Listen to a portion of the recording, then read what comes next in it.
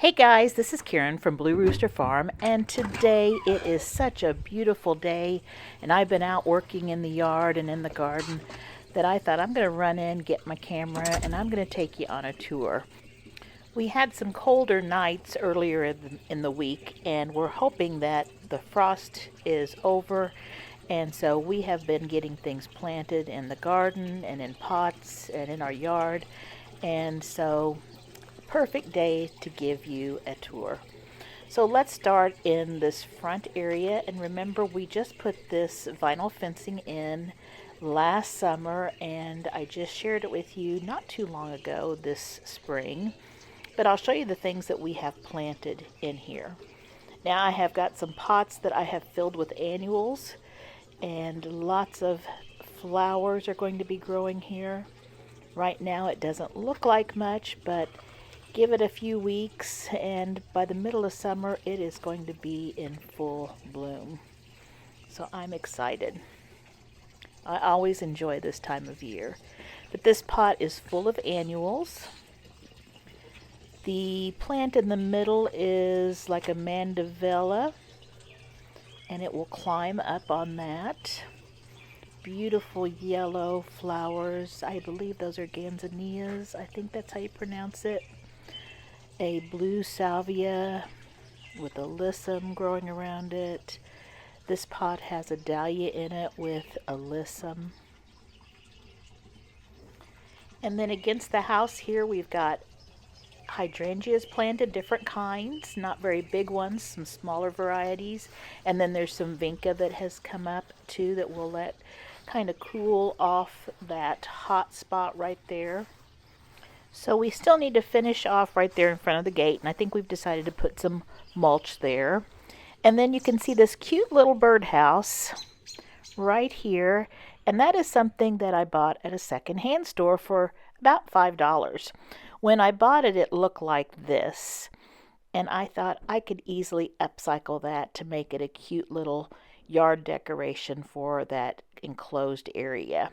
So I knew we had some trim in the shop, and so I had Andy add that trim to the base and to the roof line, and he just used his little nailer and nailed that in.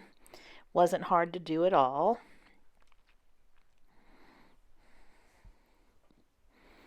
And the hole was big enough for a wren, so a wren can actually live in there, and we have lots of wrens around. And so he just cut the piece to the right size and just nailed it in. And you can see I've already added the trim on the roof line there. And that looked really cute. We had just enough of that roof trim. And then I took it outside, and I decided it needed to be all white. And so I took some outdoor paint, and I decided to paint it a really pretty, simple white. And I think it came out really cute. What do you think? For $5, I don't think you could buy the wood for it. I think it fits perfectly in this area.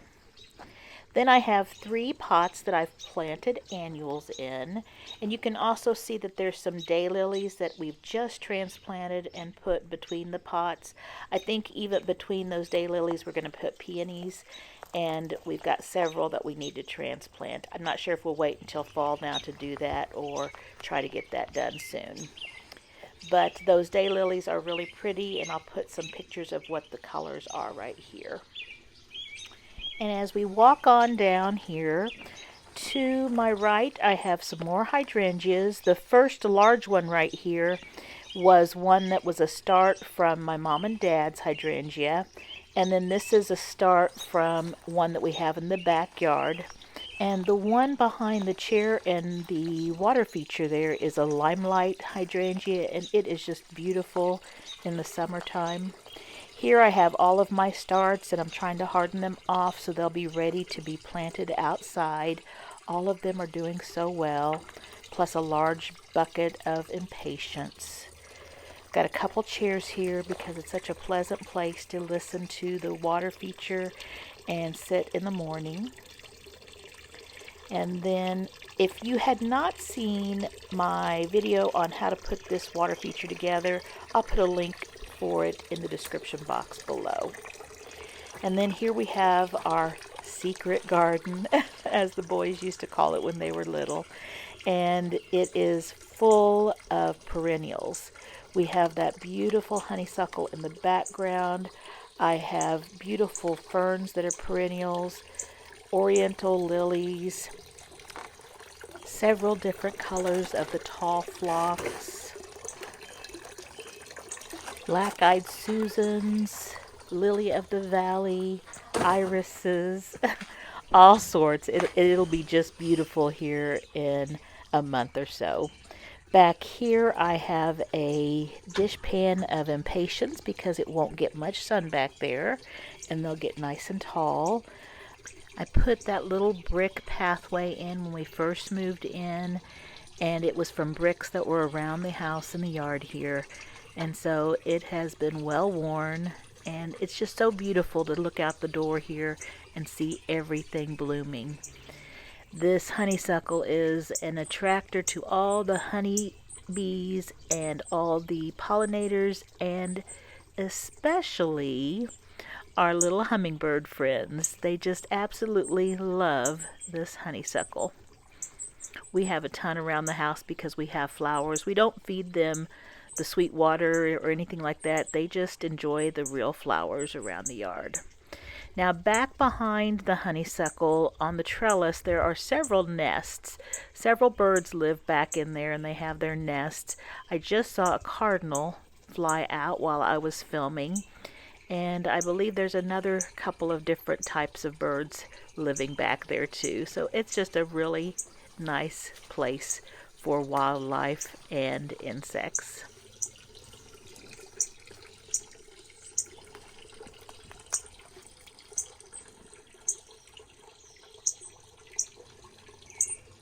In the corner back there, I do have a large canner that I've turned into a planter, and it has some of those self-seeded petunias in them, and they should do well once I trim back that spirea that is against the house there.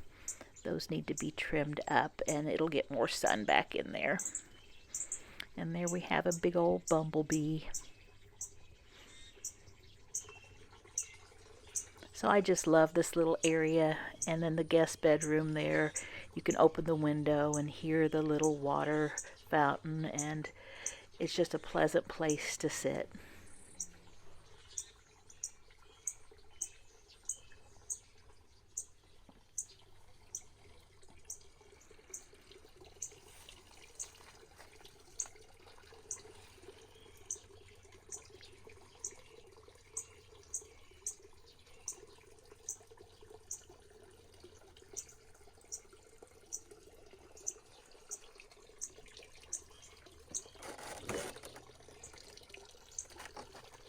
So let's go on back out, and we'll go around the fenced area here, and I will point out some of the different bushes that we have planted, and I'll also show little pictures of what they look like once they are blooming.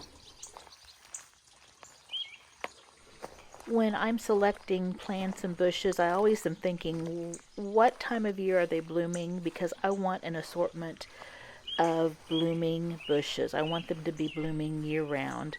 So this first one right here is a Rose of Sharon, and this is a really pretty white chiffon. Then we have a hibiscus, a hydrangea, and I forgot which one I planted here, but it's one of the taller ones. A wagelia, and that'll be really pretty. Then I have a butterfly bush here. And then we can see we've got those lilies around our raised beds right here. And I've planted petunias all around the perimeter, and those are just the petunias that started and self-seeded. And in the middle, I believe I planted some miniature sunflowers, and then there's another perennial I planted, I can't think of the name. The trellises in the middle, I have some started seeds that will be vining plants, and they will be on those. Then I have a really pretty chiffon blue Rose of Sharon right there. And then the containers on the outside, I have placed dahlias and glads and petunias, and they're all red and white variations. So I think that'll look pretty out there. Then I've got another butterfly bush and a raspberry smoothie Althea or Rose of Sharon. Then here I have a couple of wash tubs that have also been self-seeded with the petunias, and they should be full, overflowing by this middle of summer. Over here there are irises, Asiatic lilies. I put a few nasturtiums in there. This is the water feature that we did last year, and it's also down in the description box if you want to watch that video. I've got a pot of the vining, and I can't think of that name, and I think that'll be real pretty going down the side. Several starts that still need to be set out. This is full of hostas, ferns, and impatiens. So that is what we have planted in our enclosed area up here, and hopefully in a few weeks we are going to see a big change. We still need to add some fresh mulch, and that will be going in probably tomorrow. And so let's go on around the yard and out to the garden. Now on the outside of this fence we have a little bit of dirt way, but it's right up next to the asphalt driveway. And so it's going to be a dry, hot area, and I'm not sure what I'm going to plant yet. I've thought about burning bushes, thought those would be pretty, not, some smaller bushes there. That would look really nice in the fall. Maybe some peonies, I can get some of those there and just keep them watered. But there'll be something on the outside here still. And again, I'm not in any rush to jump in and plant anything. I like to think it through. And so something will go here. Then as we go toward the side of the house over here, our big weeping willow is just this beautiful tree here that I absolutely love. And we planted this probably 20 years ago. And for many years we called it our bonsai willow because it kept dying back in the winter time and it never grew. It was just this tiny little thing. And then finally it took off, but it was competing for water with the giant cedars that we have there. And I think its roots finally found a water source, and so now it's just going to town. It's no longer the bonsai willow. But we've got a view of the outside of the secret garden here, and then those are the spireas that I need to trim back now, and they'll look totally different once they're trimmed down. But we have more peonies, more irises, more lilies on the outside, and it looks just really pretty. I could sit right here and read a book because it's nice and cool in this shaded area. Just a fun area to sit. Those are our cherry trees. We're not going to be getting any cherries this year. The weather this spring just did not cooperate, so we only probably have a handful of them that are going to turn into cherries. Not anything like we've had in the past years, but we've got plenty in the freezer and plenty canned up. This weekend, Andy was working on putting in this gravel right next to our shed, and he got that all set up, and that way we won't be mowing right against the foundation there, because that is actually a foam type insulation with like a stucco on the outside, so it could probably be damaged fairly easy, so that'll keep the lawnmowers away from it. And it also helps with nothing would grow there because it was just always kind of a damp area from where the roof was dropping the water. And there's Gus. He's enjoying the day too. We do have some sheep back in the field there. I don't know if you can see them, but they've been moved over there now. And of course our barn. Here are my sweet peas that I planted probably 25 years ago. And Andy put the fence that we had in the front yard over here so I can get them to start climbing this. I also want to get those spireas behind there, and those are like the purple flowered spireas. I want to get those trimmed up too. Now here's the garden, and today after this video I'm going to go ahead and get some herbs and zucchini planted here. I'll probably do a row of basil, cilantro, parsley, and dill. Here we have our cabbage. We've got something that has finished off one of the cabbages already. I don't know for sure what that was. We've got lots of lettuce over there.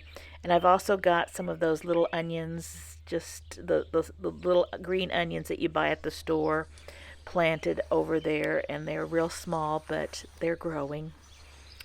Andy got the tomatoes and the peppers out just the other day. And something has been nibbling on a couple of them. And so hopefully as soon as he gets it all mulched up, we will have that taken care of. Might have to replace one or two of them, but that's okay. We've probably planted more than we need again.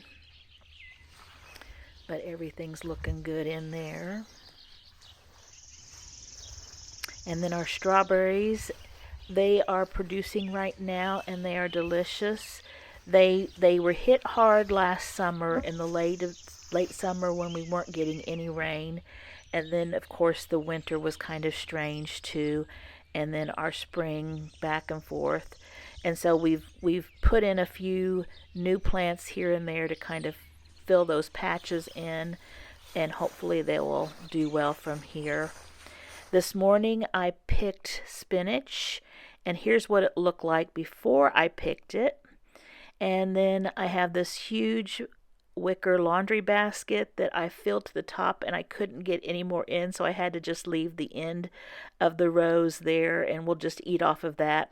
But the rest of this spinach will continue to grow, and we'll have more and more. So we've got more spinach than we know what to do with right now. And here are the potatoes that we shared a video earlier this spring of us planting them. And here's what they look like before they were mulched right here. And then Andy went in with his hoe and he hilled the potatoes, and that means pulling all that dirt from the side and covering up as much of that lower portion of the potato stem as you can on both sides, leaving a little ditch where you're pulling that dirt. And this helps the potatoes have more dirt to grow in and to keep them from being green because they're exposed to the sunlight.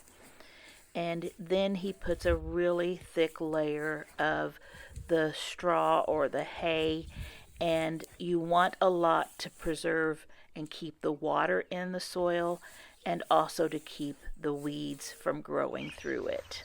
So here it is a couple of days later where the hay settled down a little bit, and the potatoes are just growing really fast.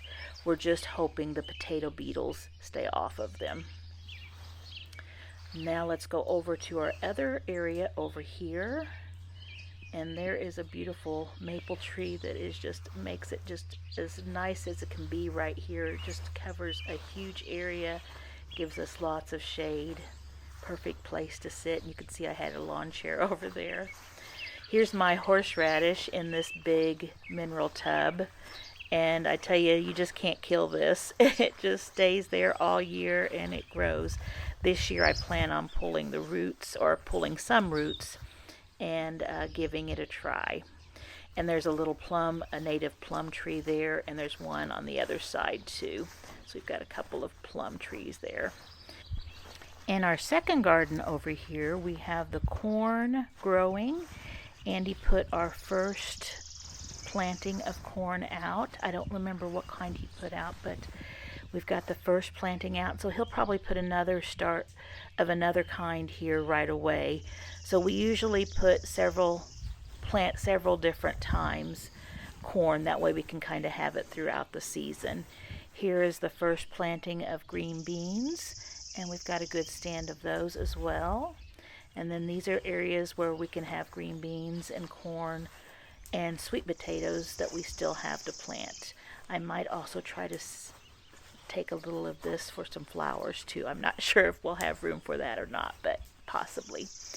Our onions that we showed planting in another video are doing awesome. We're enjoying eating those. This first row here is leeks, and they are really good too. They're both growing really well. And we plant them pretty close together just because we enjoy eating the green onions throughout the spring. And so by the time we've thinned them, they've got plenty of room for the full-size bulb to grow. Next to the onions, we have our carrots, and we have certain areas of the rows that are doing really well and some that just did not come up, but that'll be more than enough for us. Here is where we're starting our second bed of strawberries, and just a smaller bed. Andy and Landon had gotten back here and put another little bucket of dirt and compost, and then they covered it with some landscape cloth. They cut holes in it and then put the strawberry plants in. There are pros and cons to this method. The con is that it's harder to propagate them. You have to actually cut holes to put the little baby strawberry plants to let them root. And the pro is you don't have to worry so much about the weeds. Now this area right here was another area where we had one of those big planters, and so I'm going to be putting flowers here on this end, and I'll be putting sunflowers on the back end of that white fence. So over in the yard here we have our beautiful and fragrant wisterias. These are just absolutely one of my favorites in the spring. They are just so pretty and they smell so good. And so this whole fence right here is just full of them. They are just starting to open up, and they will be so beautiful for about a week or so. We also have irises and peonies down here as well, and it's just a nice little area to take cuttings from. That's a white peony, and you can see a white one on the other side of the fence fully open.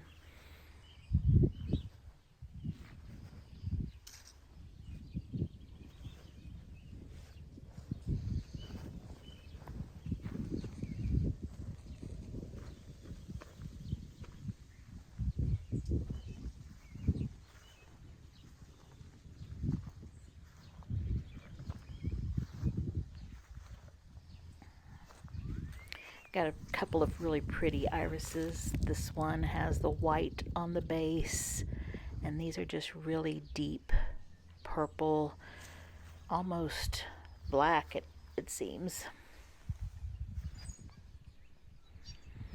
A beautiful shade tree that we planted several years back. It's just become a beautiful tree. We also planted that tree right there, and we've planted so many of the trees in our yard, and it's a good thing that we have because we've lost a lot of our ash trees, or all of our ash trees, to the ash borer beetle.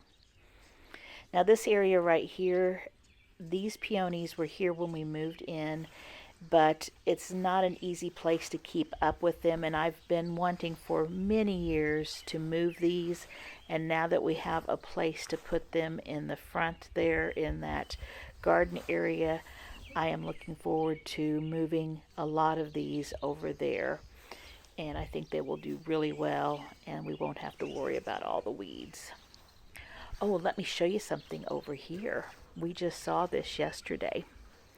Do you see all of the bees? The queen bee is probably off in the middle there, and all of the worker bees and all of the rest of the bees are protecting her. So this is a swarm of bees, and they've landed on this bush. And so we called somebody that keeps bees to see if they wanted to come and get it, but their beehives were full right now. But they will fly off, I think, and find a natural spot to live, and hopefully not too far from us, so they can come and pollinate our flowers. And we're making our way closer to the back of the house now. Got peonies everywhere.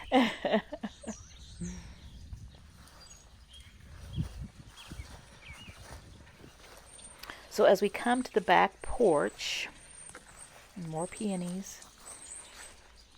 They smell so good. I just love them. I really do. It's too bad there's such a short season of them.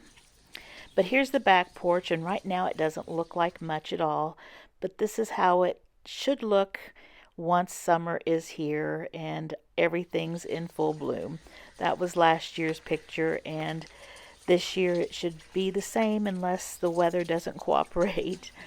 But the petunias will continue to self-seed in our galvanized trash buckets there, and they are in there, and hopefully they will do as well as they have in previous years. I might be thinning them out and moving some around. And we have our chives and our sage that's been blooming. Everything looks really good. I'll trim back our sage here once they finish blooming, but right now the pollinators just love it. Sometimes in the morning the hummingbirds will be flying all around that and just getting all the nectar.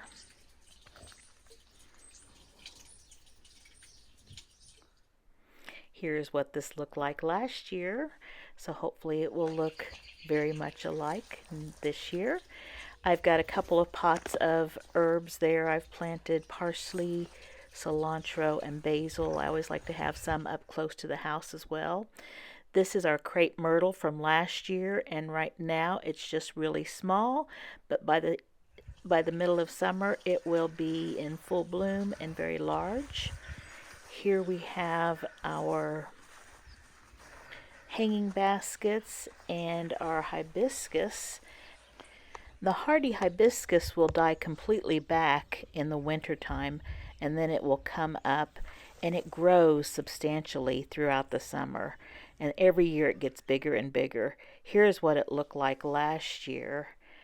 Most of the flowers are just starting to bloom there, I believe, and it'll continue to get to be bigger and bigger and just beautiful. I just love it. It's a late season bloomer, so at the end of summer it starts blooming. Our 9-bark is in full bloom right now, and it's been blooming for several weeks, so it has a long-lasting flower. Very pretty, and this will get trimmed back here after it blooms. We've had some gutters removed, and we're working on them. That's why you see a few gutters laying there. More hydrangeas back here. Impatiens, peonies again. So just... I also have my mint in there, and that will just take over all of that and keep it green. We're coming around to the front of the house. Hosta there. We have some more spirea, but that is that red spirea. And this is my yellow peony, and I believe this might be like a tree peony. It's a little different than the regular peonies, but it is sure pretty. Got another peony over here, and this one's really pretty, and it smells really good too. It's more of a single flower, and it's very different looking. And here we are back to where we started at our willow tree. Again, it was such a pretty day that I really wanted to share all of the things that are growing in our yard with you. And now what I'm going to do is I'm going to go grab an onion and some strawberries, and this evening I'm going to show you how I make a strawberry spinach salad. And I tell you what, fresh from the garden, you can't beat it.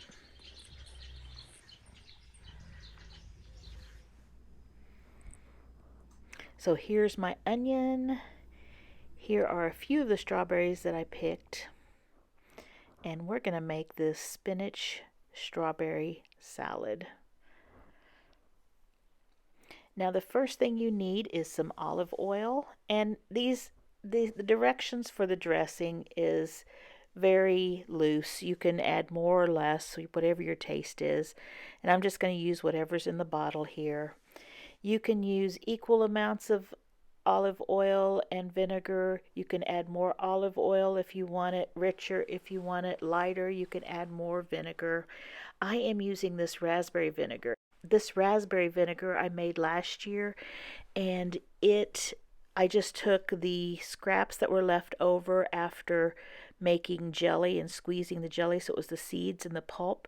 Put them in the jar, filled it with vinegar, and let it set on the counter for a couple weeks. Then I strained it out, put it in the refrigerator, and it tastes delicious. I'm adding about a teaspoon of sugar there to my vinegar and olive oil solution. And then here is some seasoned salt, and again, to your taste. I think I'm adding about a teaspoon, and this is making about a half of a pint.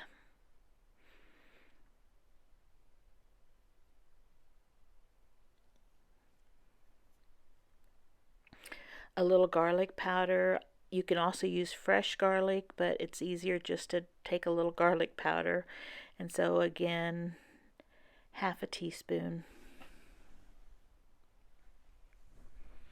And then some fresh ground pepper to taste.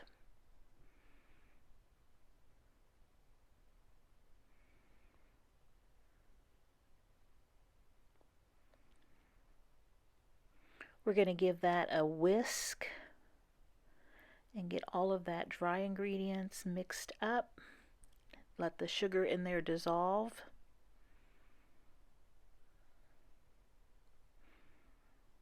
And as you're whisking, you'll notice it's getting a little thicker. It's just coming together, and that's what you want.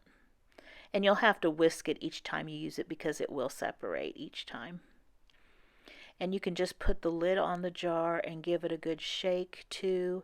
That works just fine, especially if you want to make sure you got everything off the bottom of the jar. So that's what I did here. I think I got it off the bottom now. And so we'll just set that aside and let's get to making our spinach salad. And so here is that spinach that I picked earlier this morning. And right now I have a sink full and 2 wash tubs full. And it's sitting in water, rinsing. And after we eat dinner, I am going to take all of that spinach. After I've got it clean, I'm going to take it and keep it whole leafed and put it in hot boiling water. I'll just do batches at a time. And let it blanch for 1 minute, then pull it out and put it into cold water to stop it from cooking. Then I'll put it in a strainer and let the water strain out, and then I will take a handful of that spinach and just form it into a ball and squeeze it so that the liquid comes out. Set those balls on a cookie tray, and then set that whole tray in the freezer overnight. And then in the morning I will go and take it out of the freezer, put those spinach balls into a big giant or a couple of giant Ziploc bags. And anytime we need spinach for anything, I can just go in and take one of those spinach balls. It makes it so easy to grab, and you can thaw it out quickly under running water or in the microwave on a low defrost setting, or just letting it set out for a short time and it will thaw. And then if you need to chop it, you can just chop it and add it to recipes or whatever you're making. We find it comes in so handy for soups, quiches, casseroles, any of those things. We really enjoy it. Here I am just breaking the spinach up into bite-sized pieces. On the larger leaf lettuce or the larger leaf spinach, I like to take the big stems out and just set those aside. And we had lots of really large leaves. On the small leaves, we just put those in a hole. Just take the stem off at the bottom. And make sure that each bowl has about the same amount. And once we have the spinach in there, we're ready to add the rest of our ingredients. I like strawberries in my salads. I love blueberries, mandarin oranges, all of those things in my green leafy salads. But Andy does not like to have fruit in his salad. He likes to eat the fruit on the side. So his is going to be just a spinach salad. Mine is going to be a spinach strawberry salad. So I'll just slice a few of these strawberries into my salad, and then I can stem the others and just put them in a bowl for Andy. But these strawberries are so good. I was telling Andy, you know, the yellow ones that we pick from our garden are even sweeter than the deep red ones that you get at the grocery store. There's just no comparison to a store-bought strawberry and a fresh garden strawberry. You just can't beat them. Now, after you have the strawberries on, we're going to take one of our green onions that I pulled from the garden, and we are going to chop it up and put it on top. And these onions are so good. They're nice and mild and sweet and just taste good in everything. We've been adding them to potato salad, to soups, to quiches, to casseroles. Whatever we're cooking now, we're using our green onions, and they are so good. It's so nice to have a garden, it really is. And if you're not lucky enough to have a place for a garden, maybe you can get a big pot and grow a few things in a big pot on a deck or a porch. But just having these fresh things on hand, we are so used to it that we don't realize how lucky we are to have it. Then I've got some sunflower seeds. These are salted and roasted, and they are delicious on this salad. I also have some sliced almonds, and you can either just have them raw or you can toast them, whichever you prefer. And we'll just throw all of those on there. Of course, you need Parmesan cheese, and so we'll give a sprinkle of Parmesan cheese to both of them.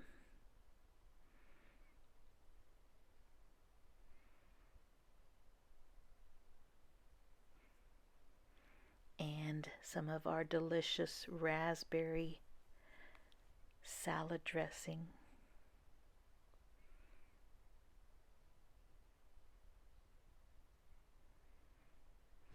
And the last thing we need is some freshly ground pepper. And these salads are ready to enjoy.